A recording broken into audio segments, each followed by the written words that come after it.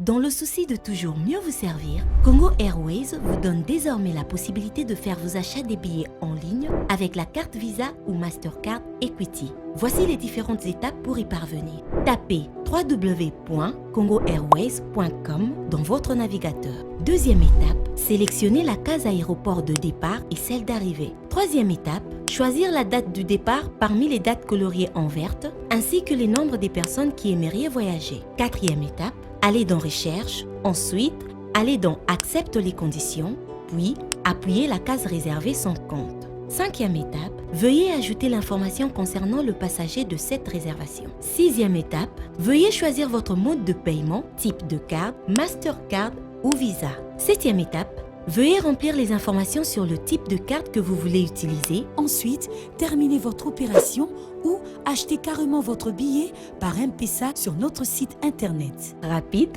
et simple. Congo Airways, le plaisir de voyager. Ce magazine vous est offert par Congo Airways, le plaisir de voyager.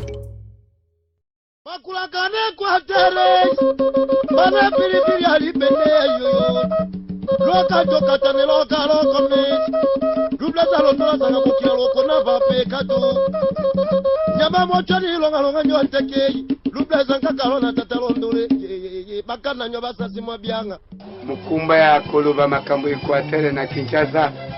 tangu yazoloba makambo oyo ebongina alakisa bango que les premiers habitants de l'Afrique habitent dans les forêts équatoriales. Esengeli alataka bukumu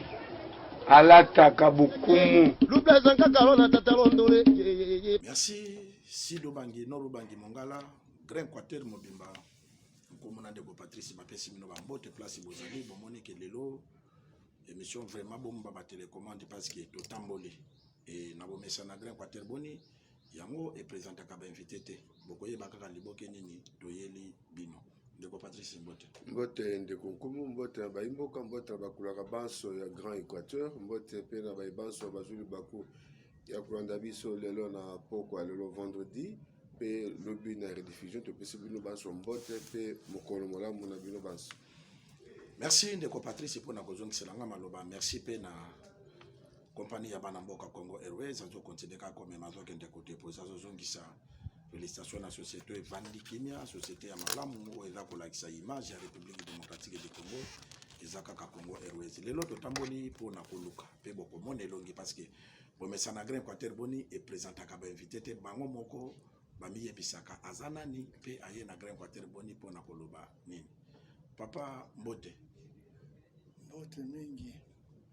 okopesa otala kamera na yo opesa bato bazolanda yo kombo na yo pe ozanani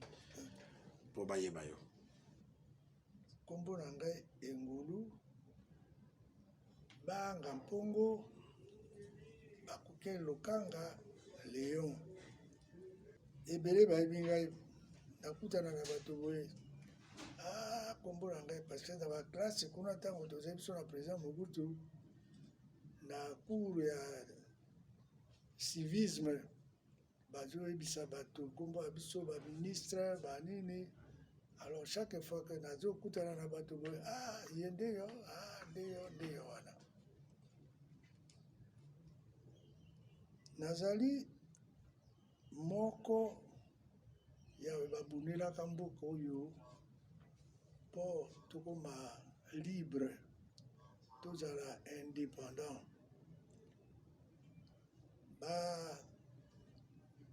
bayaka mpona kosala kosangisa biso bamboka biso batia yango esika moko ekoma mboka toli yango lelo République démocratique du Congo tolobaka na bango bazonga bakenda parce que na mokili mobimba baza koloba kombo moko na yango décolonisation c'est-à-dire makambo ya basusu baya kodomine bato na mboka ya bango esila na 1958 Lumumba ntango alumbaka na Kisangani ayokoma na Kinshasa akoti na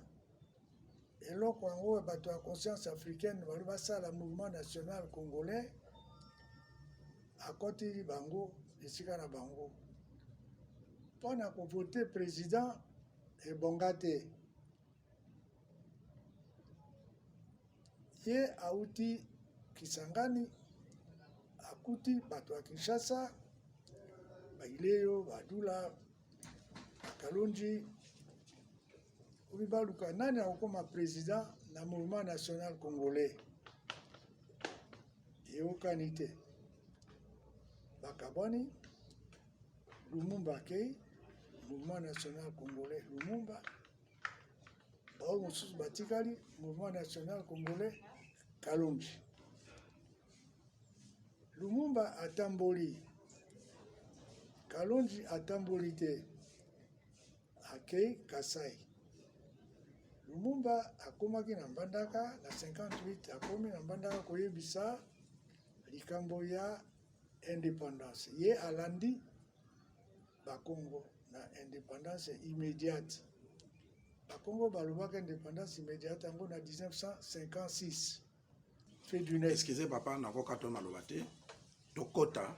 l'émission na biso parce que histoire européenne ebeti wana ya très capital na sepeli ka na introduction na yo lobi ke otanga cours ya civisme na papa maréchal Mobutu Sese Seko lelo oyokaki oyebi pe parce que oza le seul patriarche et pas na biso na Équateur na Grand Équateur oza pe patriarche na République démocratique du Congo parce que ozali pionnier de l'indépendance na histoire obete de biso oyebi loi oyebimi oyezalaki na ndeko tani moto asalaki yango et puis ekoti na assemblée na ndeko Ntingi Pululu et puis na motuna na osangisa nyeso mibale Ntingi Pululu na loi na bango balobi pona okoma président de la République démocratique du Congo il faut zala de père et de mère Ntingi Pululu oti ko sala émission moko na chaîne moko songolo na mboka tokotanga yango te alobi Mobutu na Joseph Kabila baza ba nationalité douteuse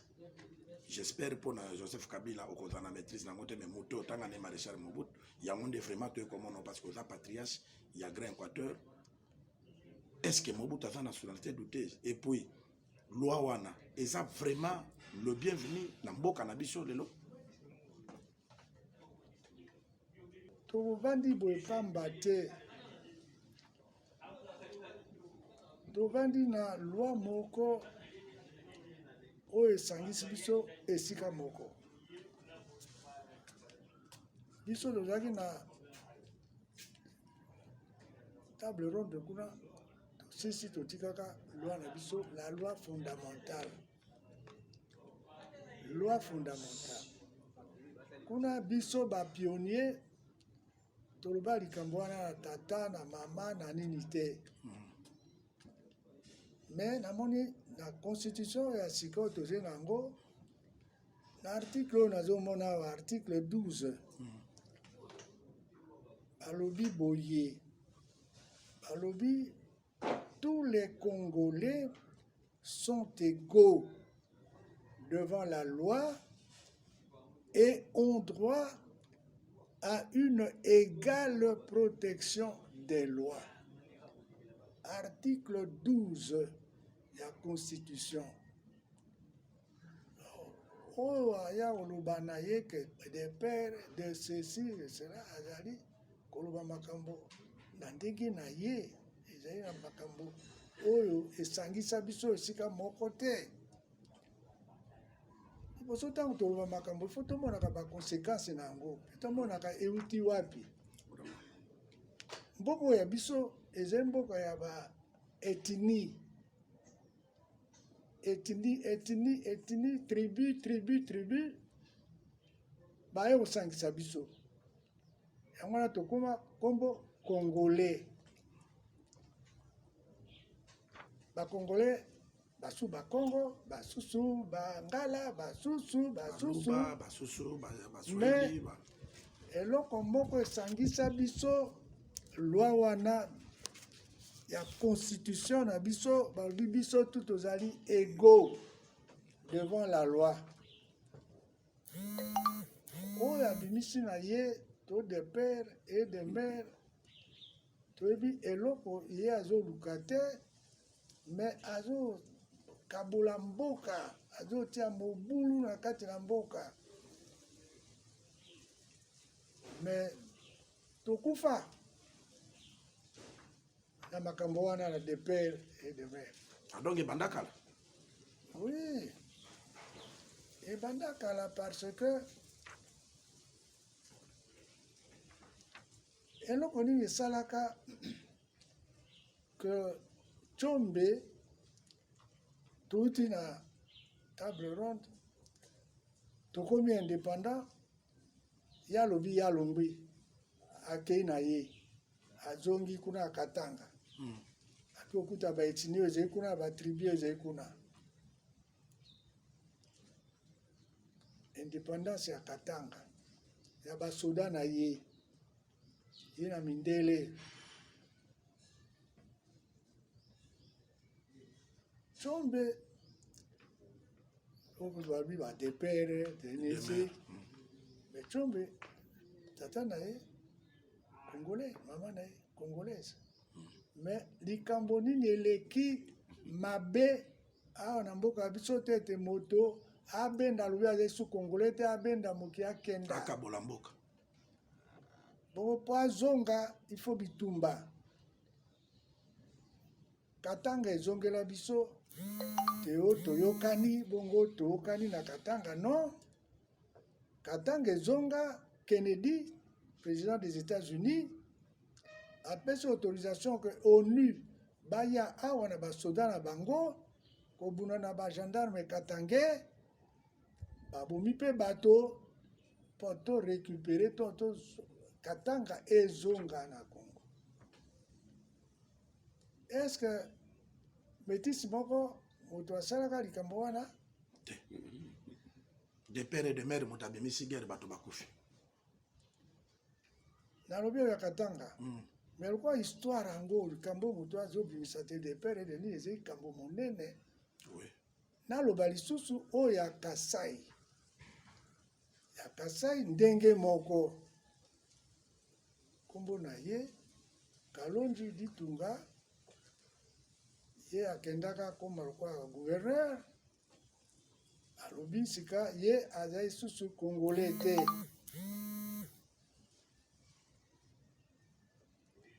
mais ezaka te sikoyo lokola ye azalaka na Kasai mais akokaka kokenda na Kananga ake kotia capitaine na Kananga akenda Kananga te parce que baluluwa na bandeko ya bango baluba baluluwa babenganaka bandeko na bango ye akenda Kananga te akei na Mbujimai bato mpe bakufaka na likambo na kati na bango bandeko babomanaka nga tuna boye mpe na moto oyo akoya makambo yango na depere na nini metisi moko ya luluwa moto atindaka bandeko kuna babengana baluba non de père et de mère baluluwa de père et de mère bato babenganaka ndeko na bango babomanaka na likambo yango donc nazotala te ete likambo de père et de ndenge balobi te soko moto azali de père et de mère te bapesi mboka akozala loyal te na mboka akoteka mboka akozere mboka bien te richesse ya mboka akopanzapanza yango parce que aza de père et de mère te fo babanga ndenge ya moto boye soki akomi mboka ekobeba mpe ekokabama yango napesi exemple obe ya mibale ya minene mpenza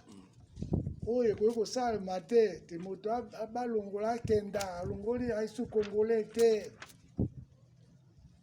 Donc ce qui fait que moto azwaki ide wana azwi yango euti wapi nazomona na ba télévision Katumbi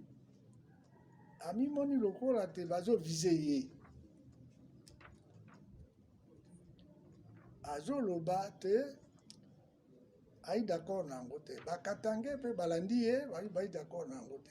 mboka yango wana ebandi okabwa na bongo me bato wana bazoloba makambo oyo baza kobebisela président Tshisekedi mosala na ye parce que président ya république mosala na ye kotia bacongolais nyonso esika moko union du pays ye moto azali garanti na eloko wana oyo biso tozali bacongolais ye moto azali personnification ya nation congolaise. Alors bazobebisele mosala bazotia kokabola bacongolais. Alors sikawa mpona nayebi te ye président de la république naoki ezokenda baloi bakosala baloi mosusu menami otuna na bi mais non na comprendre pourquoi na be na ntango na règne na ye na gouvernement na mwana Tshisekedi aye a consolider union ya mboka baye kobebisela ye kobimisela ye likambo mosusu wana baya na loi. Mais loi basala ezali na se na constitution te constitution elobi ke bacongolais ndenge natangaki awa bazali tous égaux bakaboli te ete soki ezali boye ezali boye discrimination ezali te. Alors mpo na ngai namona ke eloko wana ezosala mabe na mwana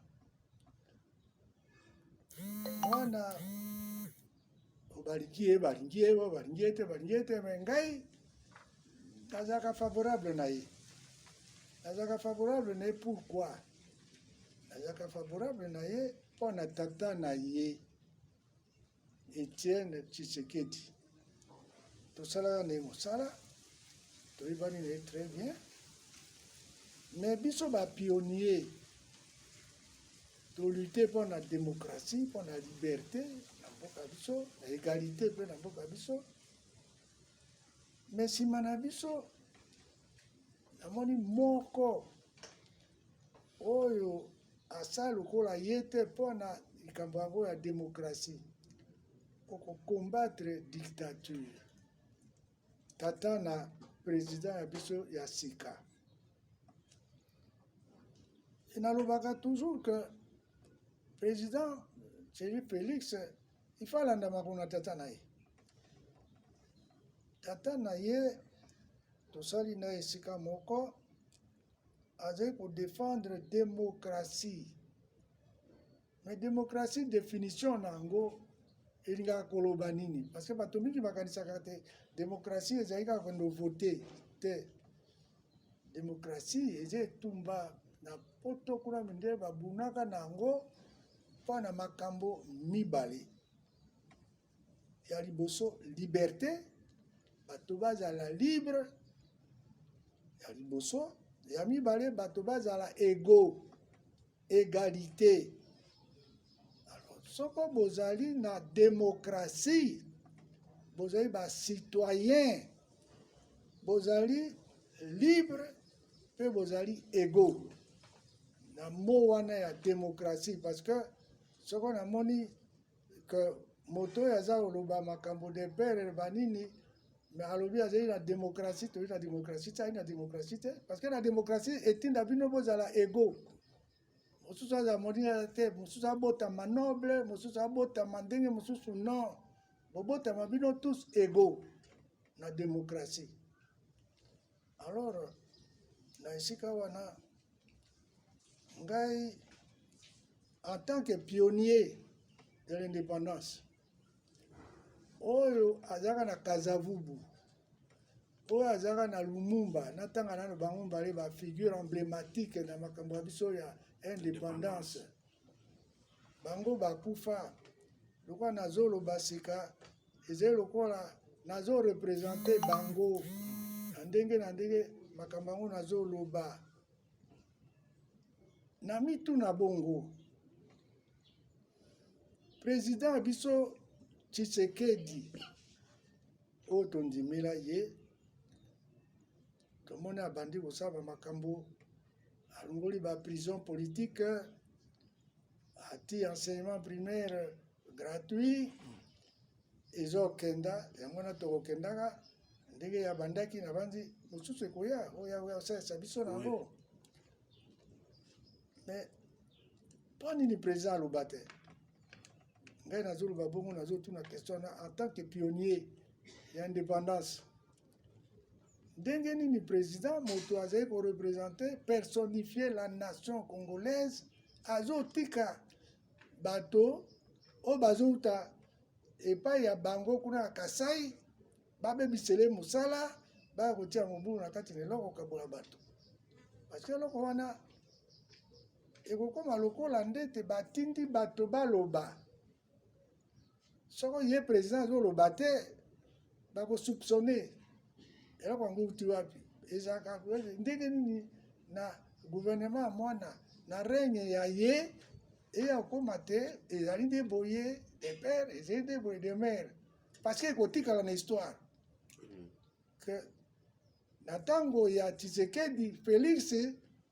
bakongolais bakabwanaka baoyo epai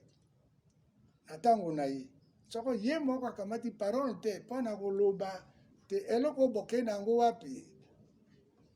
ngai naza na yango d'accord te constitution na biso elobi boye elobi boye elobi boye yango batiki baloi ekokota na baloi ndenge nini e ngai comme pionnier nazotuna naokaka président ya chambre azoloba il faut batika moto aloba na loi azobatoba parce que ezali liberté d'expression baloba nini na ndenge wana oyo constitution esakata likambo bakende kundola eloko wana mpo basala nini tokoma wapi tose divise parce que peut-être azwaki conscience que Mobutu ta muso yebi que papa ya Mobutu ta muso azalaka congolais te azalaka congolais te atonga immeuble ou bien palais du peuple monsieur na mboka tata na ye ou bien na mboka mama na ye parce que alobaki que quand on dit so balobi lelo que papa ngulu aza nationalité douteuse c'est-à-dire tu n'es pas congolais donc attends monsieur exemple wana ya Mobutu nde pesa ye ke basa la loi wana peut-être likambo wana Mobutu biso bato Équateur tondima yango te tozali contre yango oki ndenge nazoloba nalobi te président Tshisekedi asala attention na eloko wana parce que biso tozozila tobi président ye azotala likambo ya mboka bongo avandi nye boye pourquoi président Mobutu ngai na ye toyebani bepo tosalaki posala esika moko te ngai na ye toyebani na groupe scolaire tozoyebani na groupe scolaire esika moko tozoseka na esika moko ata mokolo moko te toyokaki te tata na ye azali boye mama na ye azali boye toyebaki te ya ngbandi kuna na sika tovandi na mbandaka toyebaki te bangombe bazali bamoko bazali bangbandi bazali toyebani très bien e ye Mobutu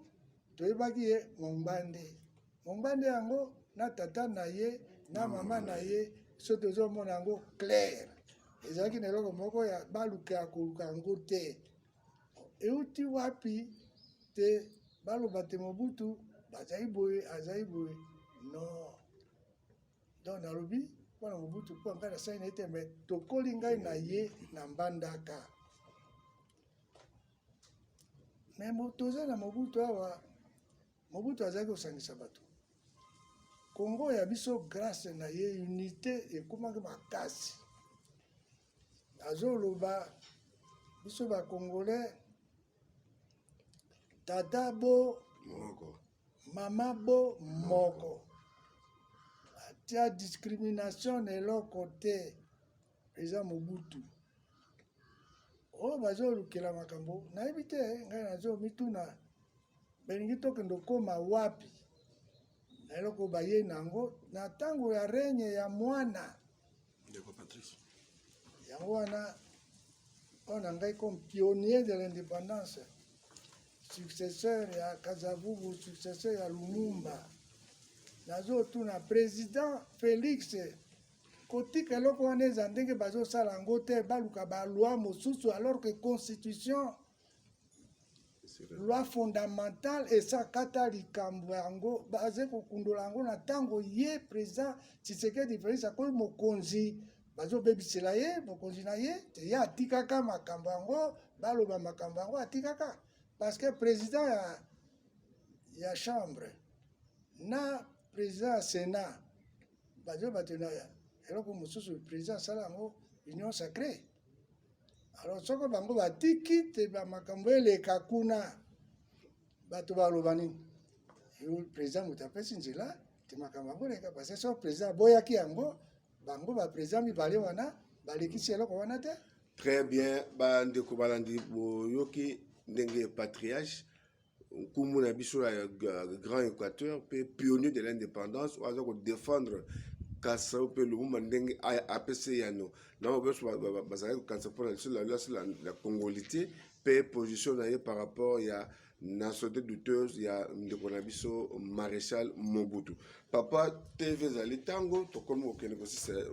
dans mo lelo boni na etuka ya chwapa mikolo mileki bato bazokisa bapota pe to mona ko zalaki wana pona ko sankisa commission bakende kuna bakomene ba enquête likambo esuki boni. Non, likambo wana esa suki nano parce que ezali loko ba génération bana mike bayebi ndenge biso tozalaki te biso tozalaka kuna biso na bainongo babengaka inongo epa biso ba classe d'âge na ba génération na biso makambo wana emonanaka te na mbala moko te baloba oyo journée ya boye non ezalaka te me bana mike nayebi te likambo bango basala wana na lelo oyo ezokamwisa bato mais basalaki bacérémonie traditionnelle po ate bazonga na mobotu bato bazala esika moko donc tovandi nano kuna kimia mais biso banotable tozosala te esprit ya bana balanda biso ndenge biso tozalaki kosangisa bato na kati ya manongo mais oyebi te biso kuna na Chwapa tozali na eloko moko oyo bandeko na biso bayi na Équateur bayi na yango te bamoko na Équateur bayi na biso na Chwapa te biso na Chwapa tozali na eloko ya inongo ya hiérarchie na respect lokola ngai na zesika awa nakomi lokola patriarche oyo ana parti nini soko makambo ezali na kati na Chwapa balobe toke epai na patriarche soko ya bengi tokokenda soko basu babengi tokenda te epai na biso na Chwapa ezali bongo. Donc kuna tozali nano mwa bien bon tozoluka kaka toyakisa bana ke bolanda biso nzela biso botsaka botika kokenda banzela mpe bozoleka nango. Merci papa. Tolandelema ya vice-ministre ya transport azali mwana na ya Grand Équateur maître kila yambaki ba député provinciaux ya Grand Équateur yambaki ba député provinciaux ya Équateur pour la unité parce que kuna pe moye ki ezali ekozala parmi le bandeko Patrice a proposé à souk après élément toketo na vice-ministre comme ça toujours.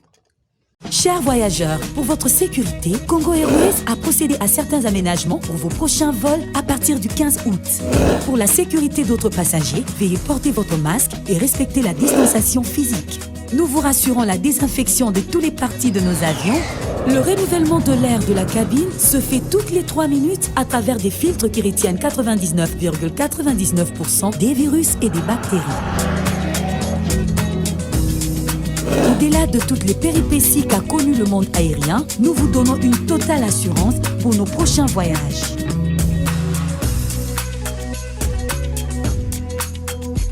Congo Airways, le plaisir de voyager.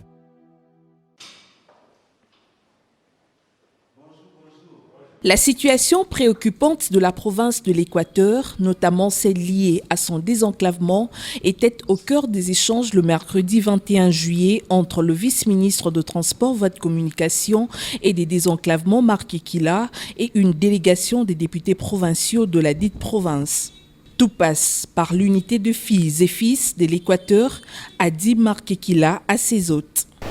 Pour l'instant, équateur eza na notable ebele bakulu bazali liboso bao baye na nsima biso mpe toyeba mosusu bamoya ide na ngai ezali totala ndenge nini au-delà ya texte ya droit, au-delà ya arrêt ya cour suprême ya cour constitutionnelle ya cour d'appel, d'abord ndenge tokosoki ndako abengi équateur. Chef de l'État aza na volonté makasi, aza vraiment na volonté na programme ya gouvernement, mais aza na ministère ya transport. So nazoka ya secteur na ngai ya transport, natali volonté ya gouvernement ya premier ministre na volonté ya chef de l'État. So na moni ba projet eza kuna na kati nasi chef de l'État souci na ye ezali. Donc par exemple projet ya Kakabwa na Ngolela, modernisation de l'aéroport ya Mbandaka, réhabilitation, si pas modernisation mais du moins réhabilitation. Satisfait des assurances reçues du vice-ministre, notamment avec le projet de la réhabilitation de l'aéroport de Mbandaka, le rapporteur de cette assemblée délibérante qui a porté la délégation a remercié le vice-ministre Marc Ekila pour ses sages conseils. Pour chercher la paix, qu'a prôné le président de la République et la stabilité des institutions, nous étions venus voir les ministres et il nous a prodigué des conseils d'être ensemble pour le développement de la province de l'Équateur. La province de l'Équateur doit décoller vers son développement intégral. L'unité de ses filles et fils doit passer avant tout. Merci Rassis. Ndeko Patrice. Papa na Mbandaka, makamezo kene malamu te. Ba député balongoli gouverneur. Gouverneur a yawa bazongisi kuna lelo na tongo mwana moka mobali atokufa na zamba bakomi ko bomana insécurité côté na Mbandaka yo zalaki gouverneur na Mbandaka lelo bani ko ba kopesa conseil de kopesa na bandeko na so ya Équateur. Au profiter na mona mot de la fin malamo. Non liboso na pesa conseil Patrice ezai kambo moko namona toyebi yango mpenza te ezai kambo ya sérieux ya oyo babengi régime démocratique démocratie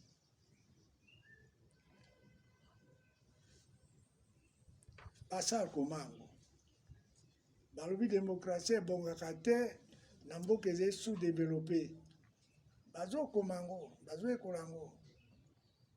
lokola soko bapauvre bazwi pouvoir na démocratie ou bien dictature ou bien oligarchie mpe lokola bato yango bayaka baethnie batribu banini minde bandimaka te tokolonga démocratie non ata bazoloba bayebaka te bi kuna ekobonga te mpe ezomonana ke partout ezomonana te ou bien bavote moto atikali dictateur manda mibale akomisa yango misato anietika seko ou bien ekozala ndenge toyi nango na Afrique baélu so baponi biso tosi tokei tobosani bato batikali biso baélection tobosanaka bango oligarchie